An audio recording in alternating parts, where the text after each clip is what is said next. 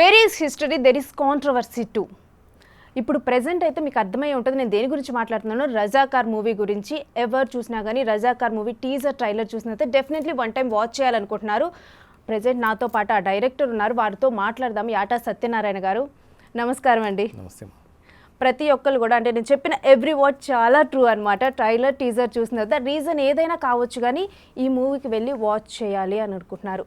మీరు ఈ మూవీ అంటే ఈ స్టోరీ ఇదంతా ప్రిపేర్ చేసే ముందు, ఈ మూవీ చేసే ముందు మీరు అనుకున్నారో ప్రతి ఒక్కరు కంపల్సరీ వాచ్ చేస్తారు అని?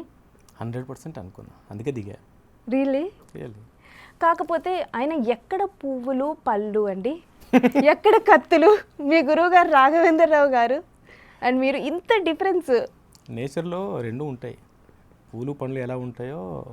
కానీ అందరూ ఏమనుకుంటారంటే ఏ చెట్టు కాకాయే కాస్తుంది అనుకుంటారు, కానీ ఇక్కడ డిఫరెంట్. అంటే చెట్ల విషయానికి వస్తే నిజమే, బట్ నేను హైబ్రిడ్. నేను వేరు. అంటే నాకంటూ కొన్ని థాట్స్ ఉన్నాయి. నేను ఒక సమాజంలో జర్నలిస్ట్గా ఎదిగాను కాబట్టి సమాజంలో జరుగుతున్న పరిస్థితులన్నీ నాకు తెలుసు. సోషల్ అవేర్నెస్ ఎక్కువ నాకు. కాబట్టి ఏంటంటే గురువు గారి దగ్గర విద్య నేర్చుకున్నాను. నా ఐడెంటిటీ నాకు కావాలి కదా. కాబట్టి అలాంటి సినిమా వస్తే, డైరెక్టర్ లాంటి సినిమా వస్తే 100% న్యాయం చేస్తాను.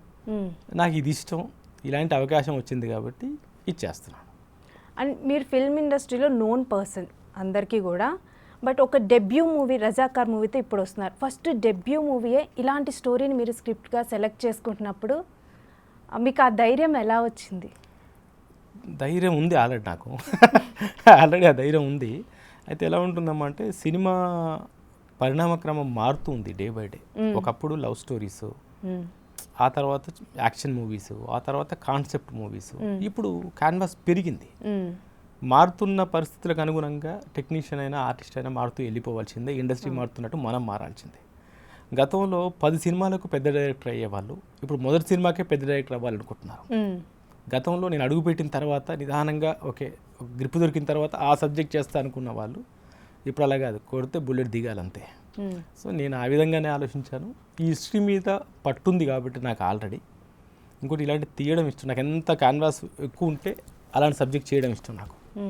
ఛాలెంజింగ్గా తీసుకుంటాను. కాబట్టి నాకు మా ప్రొడ్యూసర్ గూడు నారాయణ రెడ్డి గారి ద్వారా ఇలాంటి అవకాశం రావడం వల్ల ఛాలెంజింగ్ అనిపించింది, ముందుకెళ్ళాను. ఓకే, ఫస్ట్ ఈ స్క్రిప్ట్ మీరు తీసుకొని ఒక ప్రొడ్యూసర్ అంటే ప్రజెంట్ ప్రొడ్యూసర్ కాకుండా మీరు ఇంకెవరి దగ్గరికైనా వెళ్ళటం జరిగిందా?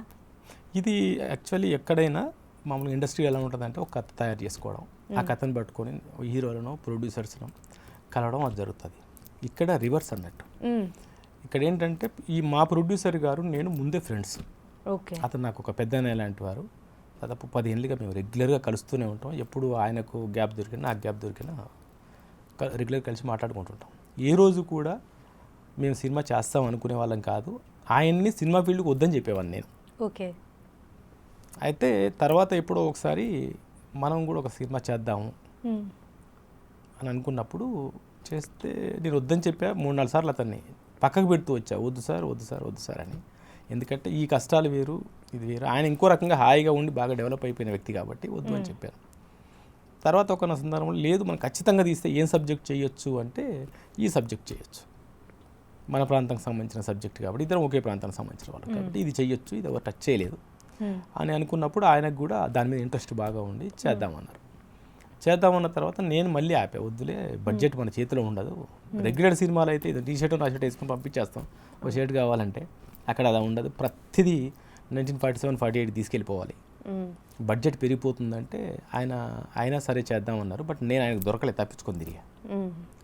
ఒకరోజు టక్కున ఫోన్ చేసి, నేను ఇప్పుడే తిరుపతిలో దిగాను, వెంకటేశ్వర స్వామి గుడికి ఆపోజిట్ నిల్చొని నీతో ఫోన్లో మాట్లాడుతున్నాను, దేవుడే నాతో మాట్లాడిస్తున్నాడు, మనం ఈ సినిమా చేయాల్సిందే, నువ్వు చేస్తావా లేదా అన్నారు.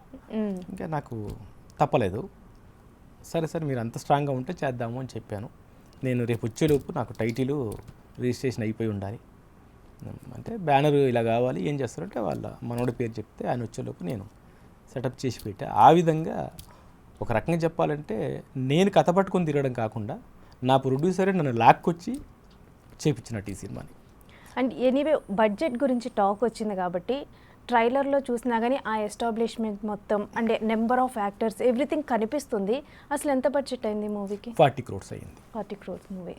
యాక్చువల్లీ మేము 16 to 18 అని దిగాము. బట్ ఎక్కువ ఇద్దని నాకు అప్పటికే తెలుసు. కానీ అందులోనే ఫినిష్ చేద్దామని కూడా ప్రయత్నం చేశాము. అయితే సినిమా చేస్తున్న క్రమంలో ఆయన సమాజంలో పేరున్న వ్యక్తి, మేము ఫస్ట్ టైం సినిమా చేస్తున్నాం. అయితే ఎక్కడైతే మేము రాజీ పడుతున్నామో ఆ లోపం కనిపిస్తుంది స్క్రీన్ మీద. అందుకనే ఒకరోజు చేసింది అంతా లేదు అలా వద్దు మనం అని మళ్ళీ అది ఆపేసి రీషూట్ చేసాం. అదొద్దు, అలా కావద్దు, మనం క్వాలిటీతో చేయాల్సిందే, మన పేరుతో వస్తుందని. ఎప్పుడైతే అలా దిగామో ముందు అనుకున్నది ఏంటంటే కొంచెం స్టేజ్ ఆర్టిస్టులని, లోకల్ ఆర్టిస్టులని అలా పెట్టి మేనేజ్ చేద్దాం అనుకుని దిగిన వాళ్ళం. ఆ తర్వాత లేదు, పర్ఫెక్ట్గా దిగాల్సిందే అని అప్పుడు మళ్ళీ రీకాస్టింగ్ చేసి ఒక్కొక్కరికి లుక్ టెస్ట్లు అన్నీ చేసి ఇంకా బడ్జెట్కి వెనకాడకుండా ఆయన సహకరిస్తూ వచ్చాడు, నేను పనిచేస్తూ వెళ్ళిపోయాను. అట్లా మేము 12 ఫస్ట్ స్టార్ట్ అయింది, 12, 16, 18 అట్లా అలా ఒక్కొక్క మెట్టు ఎదుగుతూ 40 crores వెళ్ళిపోయాయి. డబుల్ త్రిబుల్ కాకుండా అంతకన్నా ఎక్కువ అయిపోయింది బడ్జెట్. అండ్ హిస్టరీలో జనరల్గా చాలా హిస్టరీ అంటే చాలా టాపిక్స్ తీసుకోవచ్చు మూవీ కోసం. మీరు ఈ రజాకార్ వ్యవస్థనే తీసుకొని తీయటానికి రీజన్ అంటే ఫస్ట్ ఆఫ్ ఆల్ హిస్టరీలో చాలా తీసుకోవచ్చు, కానీ ఎక్కడ ఏ హిస్టరీ తీసుకున్నా కల్పిత కథ చేయాల్సి వస్తుంది, దానికి యాడ్ చేయాల్సి వస్తుంది. సో కల్పిత కథ చేయాల్సి వచ్చినప్పుడు ఎందుకు చేయాల్సి వస్తుంది అంటే ఒక హీరోని పెట్టుకుంటే ఆ హీరో పాయింట్ ఆఫ్ వ్యూలో కథ చేయాల్సి వస్తుంది. సో ఉన్నది ఇంత ఉంటుంది, హీరో పాయింట్ ఆఫ్ వ్యూ ఇంత మార్చాల్సి వస్తుంది. నేనేం చేయాలంటే ట్రూ స్టోరీ చేయాలి అనుకున్నప్పుడు నాకు హీరో ఇవ్వడు డేట్స్. ఏ హీరో ఒక కొత్త డైరెక్టర్కి ఇవ్వడు. కాబట్టి ఏంటంటే నాకు ఈ స్టోరీ అయితే నాకు హీరో లేకున్నా కూడా హీరోయిజం ఉంది ఇందులో. హీరో లేకపోయినా నా కథలో హీరోయిజం ఉంది, నా కథే హీరో. కాబట్టి ఏంటంటే ఈ కథ నేను తీసుకుంటే బాగుంటుంది అనిపించింది. ఇంకోటి మా ఇద్దరికి కూడా ఈ కథ చేయడమే ఇష్టం ఫస్ట్ ఇద్దరికి. నాకుంటుంది, నాకు ఒక డైరెక్టర్గా ఆ సీజన్ని బట్టి అలాంటి కథ నా దగ్గర తయారవుతుంది, తయారు చేసి పెట్టుకుంటాను. అది వేరు, ప్రొఫెషనల్గా చేసుకునేది. కానీ అవకాశం వస్తున్నప్పుడు మాత్రం ఏది బాగుంటుంది అంటే ఇది నాకు ఈజీగా అయిపోయింది. అంటే నాకు చిన్న స్కేల్ చేయడం ముందు నుంచి కూడా ఇష్టం లేదు. నాకు దాదాపుగా 15 ఏళ్ల నుంచే నాకు ఏ ఆఫర్ వచ్చినా కూడా చిన్న సినిమా 1 కోటి రూపాయలు, ఒక 50 లక్షలు చేద్దాం, 1.5 చేద్దామంటే నేను ఇప్పుడు హాయిగా ఉన్నాను. ఆ 1 కోటి రూపాయలతో చేసి అటు డైరెక్టర్ అటు కాకుండా ఇటు కాకుండా పక్క జరుపుతూ వచ్చాను. ఇలా 5-6 సినిమాలు పక్క పెట్టుకుంటూ వచ్చాను. నాకు వచ్చిన ఆఫర్స్ కూడా నేను టీవీ మీడియాలో చాలా హ్యాపీగా ఉన్నాను, ఎలక్ట్రానిక్ మీడియాలో చాలా హ్యాపీగా ఉన్నాను, అడ్వర్టైజ్మెంట్ రంగంలో చాలా హ్యాపీగా ఉన్నాను, ఛానల్స్లో చాలా హ్యాపీగా ఉన్నాను. నాకు అవసరం లేదు, చేస్తే చెప్పాను కదా బుల్లెట్ దిగాలి, అలాంటి కథ చేయాలి. ఈరోజు మా గురువుగారు లాగా ఇప్పుడు 100 సినిమాలు చేసే పరిస్థితి లేదు. మహా అంటే 4 సినిమాలు చేస్తాం, జీవితకాలంలో 5 సినిమాలు చేస్తాం. 4 బుల్లెట్ లాగా ఉండాలి. కాబట్టి ఇదైతే నాకు హీరో లేకపోయినా అలా ఉంటుందనే ఉద్దేశంతో ఇలాంటి కథను సెలెక్ట్ చేసుకున్నాం. 100% ప్రొడ్యూసర్ సపోర్ట్. అండ్ ఈ మూవీ నాకైతే రియల్ కిక్ ఏమనిపించిందంటే రాఘవేంద్రరావు గారి శిష్యులు ఇలాంటి స్టోరీతో వచ్చారు, అది రియల్ కిక్ అనిపించింది. అంటే అలాంటి వ్యక్తి దగ్గర నేర్చుకున్న వ్యక్తి ఇలాంటి మూవీ తీస్తే ఎలా ఉంటుంది అది చూడాలనిపిస్తుంది ఫస్ట్. అదే ఇప్పుడు డైరెక్టర్ గారి దగ్గర ఏంటంటే, ఇప్పుడు డైరెక్టర్ గారి దగ్గర నేను వర్క్ చేస్తున్న అన్ని రోజులు ఒక రకంగా నేను ఆయనకు ప్రియ శిష్యుని అని చెప్పొచ్చు. అంటే మీకు తెలిసి ఉండకపోవచ్చు, నేను సాంగ్స్ చేయడంలో ఎక్స్పర్ట్ డైరెక్టర్ గారి దగ్గర. ఏ సాంగ్ ఉన్నా కూడా నాకే ఇచ్చి చేయించేవాళ్ళు సాంగ్స్. తర్వాత యాక్షన్ సీక్వెన్స్ ఇవన్నీ కూడా. అయితే ఏంటంటే నేను అదే చెప్పాను కదా, డైరెక్టర్ గారి ఆ జనరేషన్లో నాకు అవకాశం వస్తే అదే సినిమా తీసుకుంటేవాడినేమో. నాకు కూడా అది ఇష్టమే కదా, హాయిగా ఒక అమ్మాయిని అందంగా చూపించడం, గ్లామర్గా చూపించడం, గ్లామర్ సీన్స్ చేయడం, ఒక ఎమోషనల్ సీన్స్ చేయడం, అది ఇష్టమే. ఇంకా ఏంటంటే ఇలాంటి అవకాశం మారగాలి. ఇంకో డైరెక్టర్ గారు కూడా 16 ఏళ్ళ వయసు చేసిన డైరెక్టర్ గారే ఆ రోజుల్లోనే త్రిశూలం అని ఒక సోషల్ అవేర్నెస్ సినిమా చేశారు కృష్ణరాజు గారు వాళ్ళతో. ఆ తర్వాత సుభాష్ చంద్రబోస్ అని, తర్వాత మేజర్ చంద్రకాంత్ అని ఒక పేట్రియాటిక్ మూవీస్ చేశాడు. తర్వాత అన్నమయ్య, రామదాసు, మంజునాథ ఇచ్చేశారు. తర్వాత యూత్ఫుల్ మూవీస్ చేశారు, స్టూడెంట్ నెంబర్ 1 లాంటిది. అంటే అఫ్కోర్స్ రాజమౌళి గారు ఉన్నా కూడా చేశారు. డైరెక్టర్ గారు కూడా అన్ని జానర్లు టచ్ చేయగలరు, ఆయనకు ఆ కెపాసిటీ ఉంది. కాబట్టి ఏంటంటే ఆయన దగ్గర వర్క్ చేసిన వాళ్ళుగా మేము ఒక సీన్ని, ఆ సీన్లో ఎమోషన్ని ఎలా పండించాలి, ఎలాంటి సీన్ వస్తే ఆ సీన్లో ఎలా ఎమోషన్ పండించాలి అది నేర్చుకున్నాం. అది ఆ ఎమోషను, ఆ పని చేసే విధానాన్ని నేను దీనికి అడాప్ట్ చేస్తాను నా కథకి. స్వతహాగా నేను చెప్పాను కదా, నాకు ఒక సోషల్ అవేర్నెస్ ఉంటుంది. నేను కొంచెం సమాజంలో చిన్నప్పటి నుంచే ఎక్కువ తిరిగి ఉన్నాను కాబట్టి నాకు ఇలాంటిది ఇష్టం, అలాంటిది చేయగలను. అందుకని నేను ఇప్పటివరకు చేసిన టీవీ ఎక్స్పీరియన్స్లో కూడా నేను ఒక్కనే అన్ని జానర్స్ టచ్ చేశాను. నేను ఒక మైథలాజికల్ సీరియల్ చేశాను, కె విశ్వనాథ్ గారి హీరో అందులో. నేను ఒక స్వర్ణ ఖడ్గం అని ఫోక్లోర్ ఫ్యాంటసీ చేశాను. మన తెలుగు నుంచి సౌత్ నుంచి వచ్చిన ఫస్ట్ సీరియల్ 8 లాంగ్వేజ్లో వచ్చింది. ఇంతకు ముందు ఎవరు చేయలేదు, ఈ తర్వాత కూడా ఇంకెవరు చేయరు. ఎందుకంటే దానికి ఓన్లీ సెట్స్కే 8 crores అయింది. మంచి యాక్షన్ ఎపిసోడ్స్ చేశాను చంద్రముఖి. ఇట్లా అన్ని జానర్స్ నేను చేయగలను. అందులో భాగంగా ఇది వచ్చింది కాబట్టి ఇది చేయడం అంతే. అట్లా ఈ మూవీ ఒక ఎమోషనల్ రైడ్ లాగా ఉంటుంది అనుకోవచ్చా? 100% ఉంటుంది. అన్ని రకాల ఎమోషన్స్ నేను చెప్తున్నాను కదా. ఒక సినిమా లాగా తీసుకుంటే సినిమాకి వచ్చి ఒక లవ్ స్టోరీ ఉండదు, కానీ ఒక మనిషి లైఫ్లో ఉండాల్సిన ఎమోషన్స్ అన్నీ ఉంటాయి అందులో. అంటే అన్ని టచ్ అవుతాయి, అన్ని రకాల అంటే క్యారెక్టర్స్. మీరు హిస్టరీ అని చెబుతున్నారు, సో ఇప్పుడు దాంట్లో మన తాత ముత్తాతలు వాళ్ళని మనం చూసుకుంటాం అంతేనా?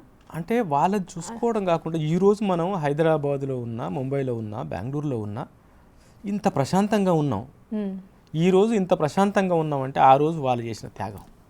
మనకేమనిపిస్తుంది అంటే మనం పుట్టాము, పెరిగాము, తిన్నామా, పడుకున్నామా, తెల్లారిందా, ఇంత హాయిగా ఉన్నాం. ఇంత హాయిగా ఉండడానికి వాళ్ళు అంత కష్టపడ్డారా? ఒక్కసారి ఆ లైఫ్ని ఊహించుకుంటే మనకు ఇప్పుడు ఎంత హ్యాపీ లైఫ్ మనది. దేవుడు మనకి ఎంత అవకాశాన్ని ఇచ్చాడు అనుకుంటాడు. దేవుడు ఇవ్వలే.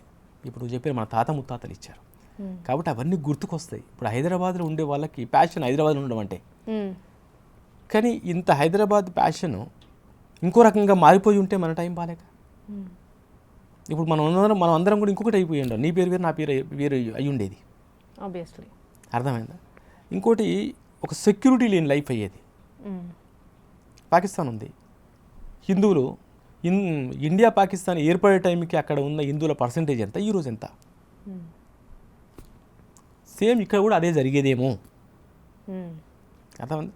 ఇలాంటి పరిస్థితుల నుంచి, అలాంటి భయంకర పరిస్థితుల నుంచి మన పెద్దలు ఫైట్ చేసి మనకొక అందమైన లైఫ్ని, అందమైన హైదరాబాద్ని, ప్రశాంతంగా గడిపే హైదరాబాద్ని మనకి ఇచ్చారు. అది కనిపిస్తుంది.